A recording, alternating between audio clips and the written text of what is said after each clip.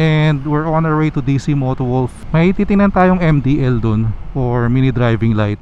May mga nagtatanong din pala sa atin kung paano ba natin nakukuha or nahanap yung mga collaboration natin. So sige, share na rin ako ng tips.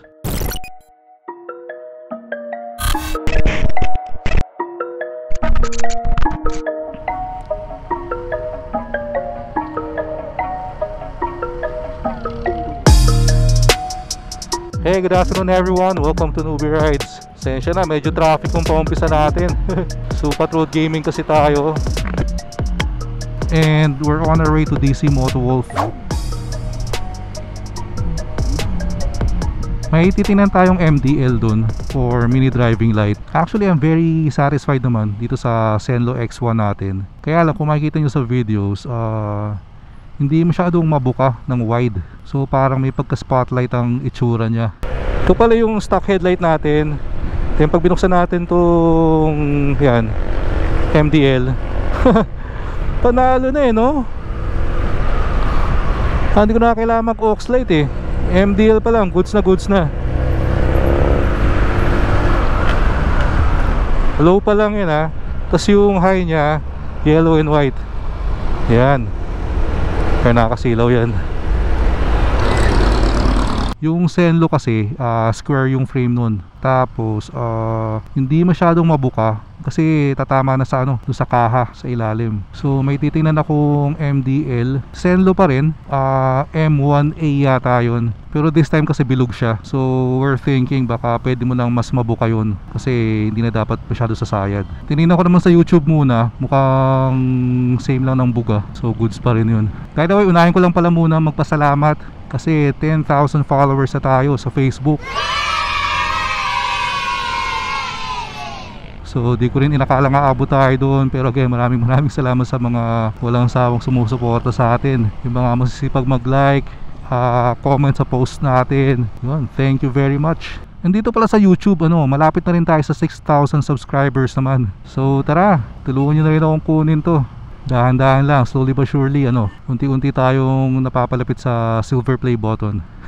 100,000 talaga yun Kabisado na naman natin yung DC Moto Wolf. Pero nag-waze pa rin tayo. Kasi unang-una, sobrang ganda ng Chigi. Seriously, kaya ako nag-waze kahit alam ko na yung pupuntahan ko. Unang-una, para malaman ko yung estimated time of arrival ko. Makita mo kung may traffic ba. Kasi pag nag-waze ka, ipapakita niya rin sa'yo, for example, kung meron bang may police ba, or may aksidente ba, or may nakaharang ba sa kalsada. Kaya matik sa akin yun. Kahit alam ko yung pupuntahan ko, waze pa rin. Especially ngayon na naka-Chigi tayo. Umaambon pa.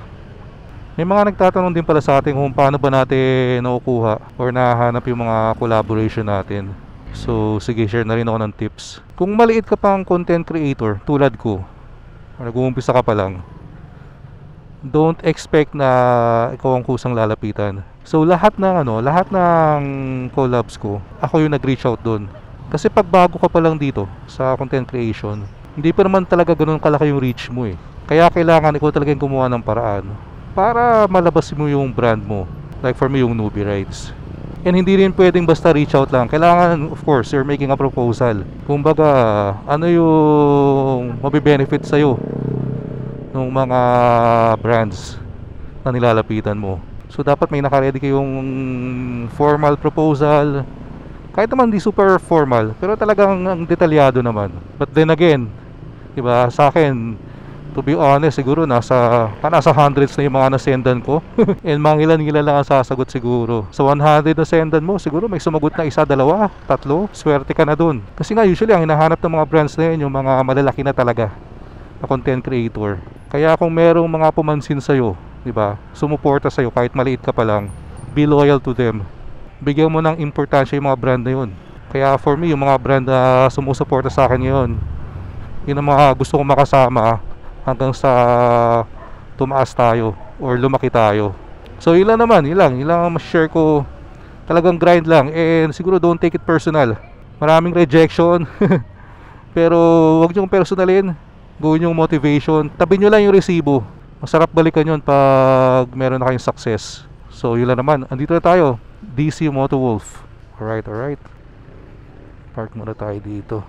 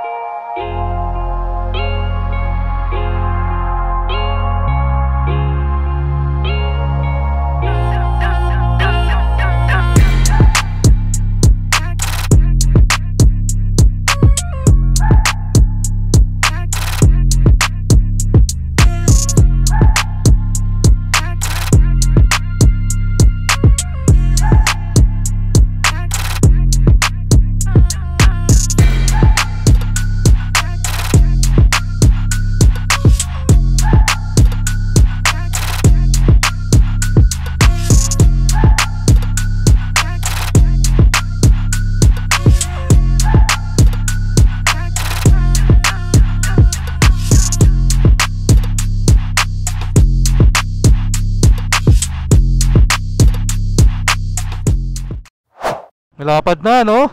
Kap, maraming salamat. Alright, alright.